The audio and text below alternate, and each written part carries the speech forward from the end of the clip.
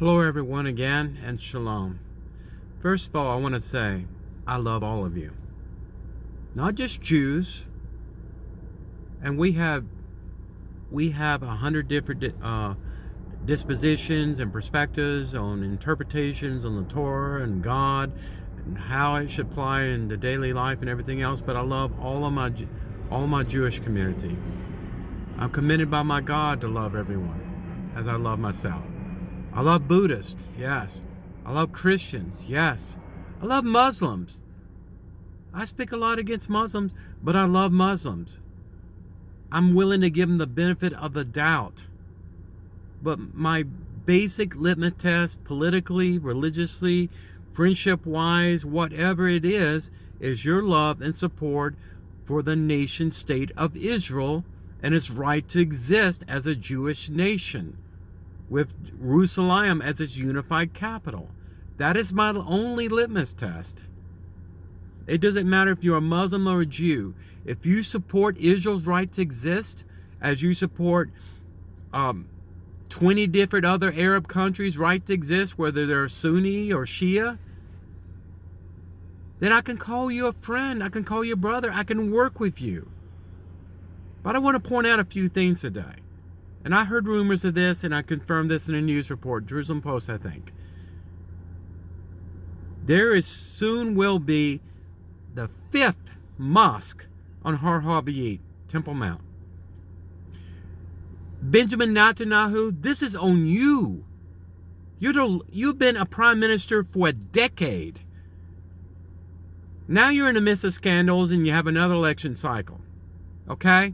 And your last appointment, you could have annexed Judea, you could have annexed Samaria, you could have brought back the terrorist death penalty. Yes, it's on the books.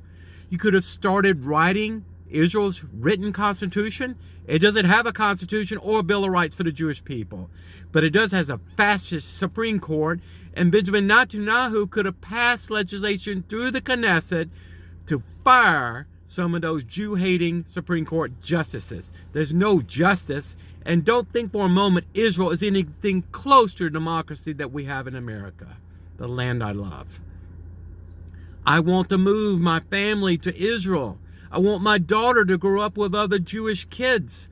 I want her to experience that unique experience in Israel, Eretz Israel. I love Israel. I love the Jewish people. But the government, the Israeli government in Israel is whacked. And people say, why did you go to Israel and change things? Well, I'm the same person. I would be the same person getting off the plane in Tel Aviv in Israel as I am today saying these things. And I'm not in a minority opinion. I heard today that some rabbis pray with imams because they say they worship one God. Well, I don't believe in one Easter bunny, much less 3 Easter bunnies. We don't worship Buddha. Buddhists worship Buddha. Satanists worship Satan. Just because it's one entity does not make it a truth. We're all welcome to our own religious beliefs, and we all should respect that.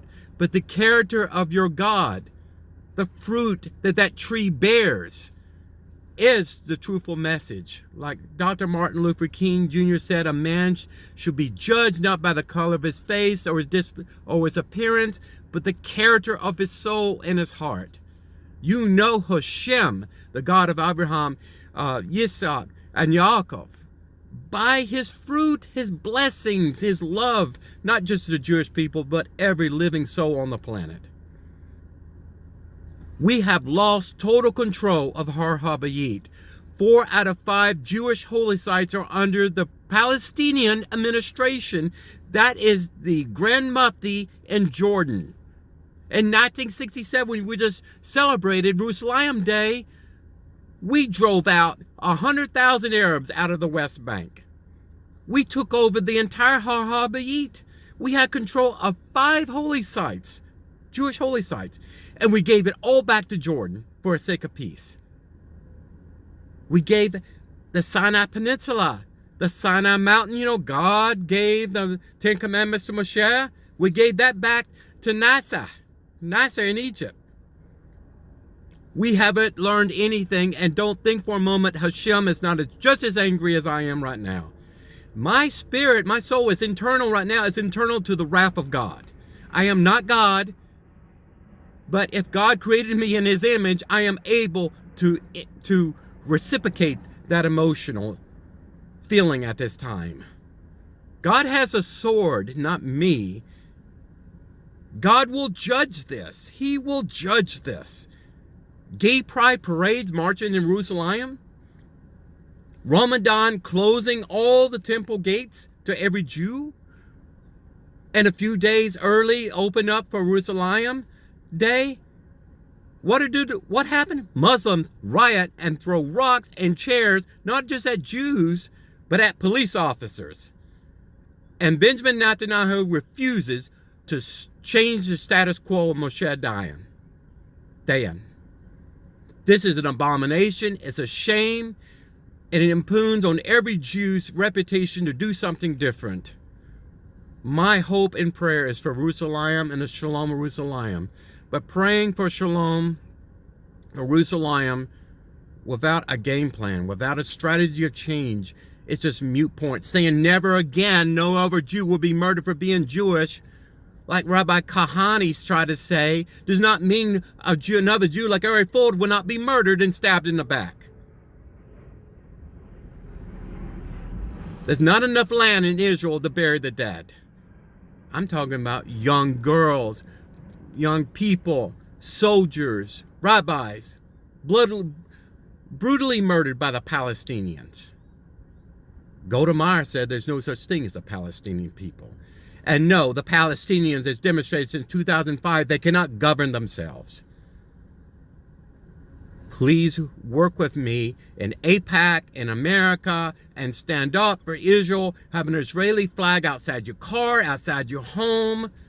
Talk about your love for Israel, but love for a new Israel. The Israel, not that the secularists and the non-observant Zionists formed in 1948 for the entire world, because the Roman Catholic Church said we need to have our churches and our crosses all over Jerusalem, even though they worked with Hitler to murder 6 million Jews.